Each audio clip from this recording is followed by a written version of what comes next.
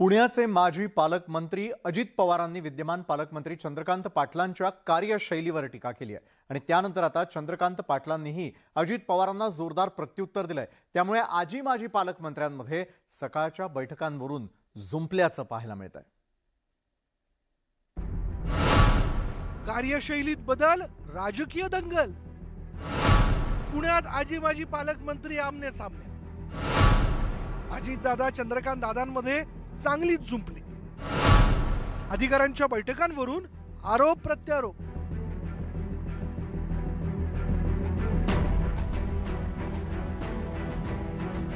पुण्याचे माजी पालकमंत्री आणि आजी पालकमंत्र्यांमधील हा कलगीतुरा। खरं तर अजित पवार आणि चंद्रकांत पाटील या दोन्ही नेत्यांचा स्वभाव वेगळा आहे, त्यामुळे त्यांच्या कामाची पद्धतही निराळी आहे।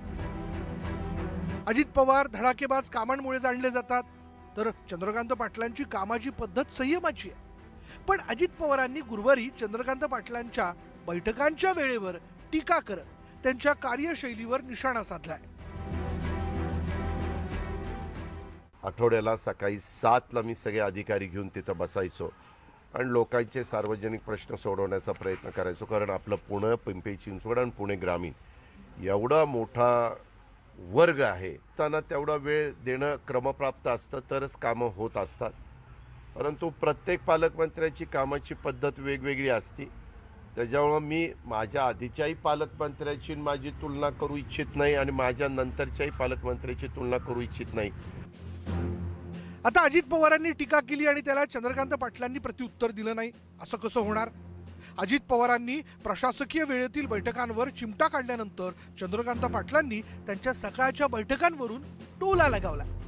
माझ्याकडे कारखाने नाहीत, त्यामुळे प्रशासकीय वेळेत बैठका घेतो, असा निशाणा चंद्रकांत पाटलांनी साधलाय। अजितदादा काय म्हणतात याच्याशी माझं काही जोडलेलं नाही। लोकांना मात्र असं वाटतं की आताचे पालकमंत्री खूप वेळ देतात, ते इझिली अवेलेबल आहेत, ते शांतपणे ऐकतात, ते लोकांच्या अंगावर जात नाहीत।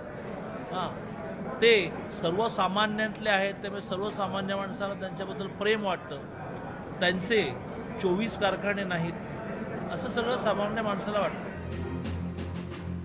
प्रशासनाच्या कामावर सरकारची प्रतिमा ठरत असते, त्यामुळे अधिकाऱ्यांकडून वेगानं काम करून घेणं हे मंत्र्यांचं काम असतं।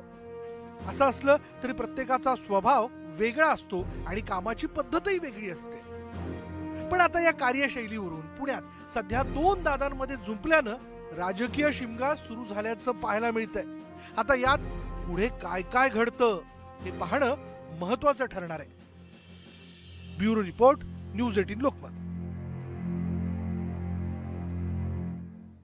राज्य सरकारमधील मंत्र्यांना संघानं कानपिचक्या दिलेल्या आहेत। संघाच्या वरिष्ठ पदाधिकाऱ्यांनी भाजपच्या मंत्र्यांची नुकतीच एक बैठक घेतली आणि त्यात मंत्र्यांची प्रतिमा जपण्यावर भर देण्यात आलेला आहे आणि तसंच संघानं देखील सरकारशी संबंधित 20 विषय काढले आणि त्याच्या अंमलबजावणीवरती संघानं आता भर दिलाय।